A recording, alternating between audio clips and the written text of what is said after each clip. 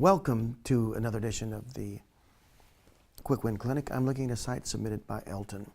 I mentioned the top of this page in an earlier session where I was comparing the approach with another page. Now we want to get into a bit more depth.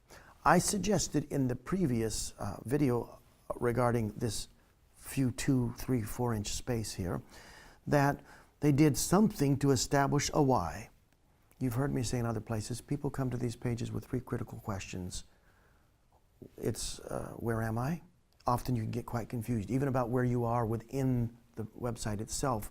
I know when I'm on Microsoft, but many times I don't know where to go, if I'm in the right place, or how to fix the problem. So where am I? This moment of orientation when you leave from the engine to the new page is important.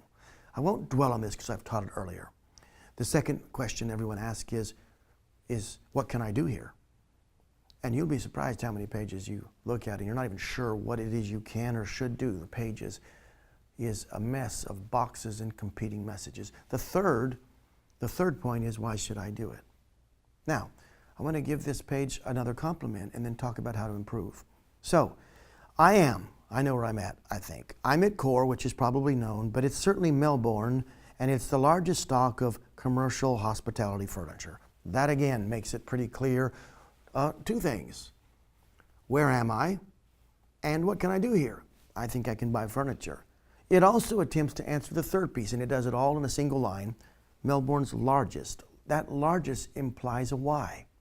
Now just think for a moment. Look at your own page and ask yourself, if you're another marketer looking at a different page, does my page help me get that clarity that fast?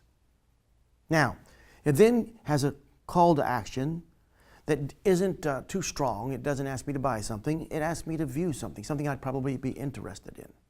This is good. I mentioned this earlier, but that's where the problems begin. When I get beneath that space, I'm given chair range, table range, bar stools, lounge, and booths. Now let's just take a look at this for a second and ask ourselves some critical questions. Do I have a conversation developing here? Or did I have a label and then a bunch of categories put in front of my face? I want to point out to you one simple principle from this, but as a side note, does it really take boxes this big to create these links?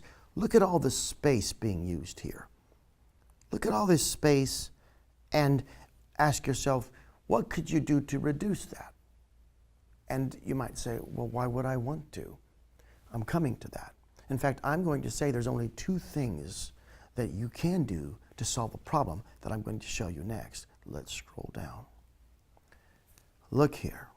Buried way down the page is the beginning of a true conversation, and in it they say some high quality points. In fact, it could be improved. It has no headline over this section.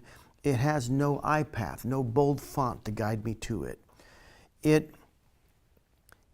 is what I would call low vis. Many people will skip right over it, particularly when it's surrounded by big boxes with big green words in them. And yet, if you listen, it has some of the most important information about this business.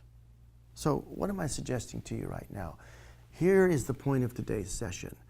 Beware of this danger, where you have important content buried on your page. Now, I'm pointing this out because this marketer has done good at the top of the page, but they have buried critical content.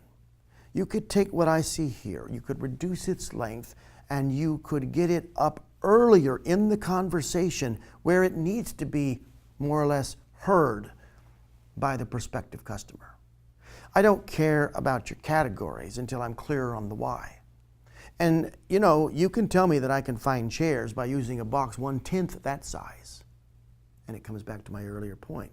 You either need to reduce this space or you need to completely move the text ignoring this space. It either has to be moved above it and or the amount of space used to communicate categories should be reduced.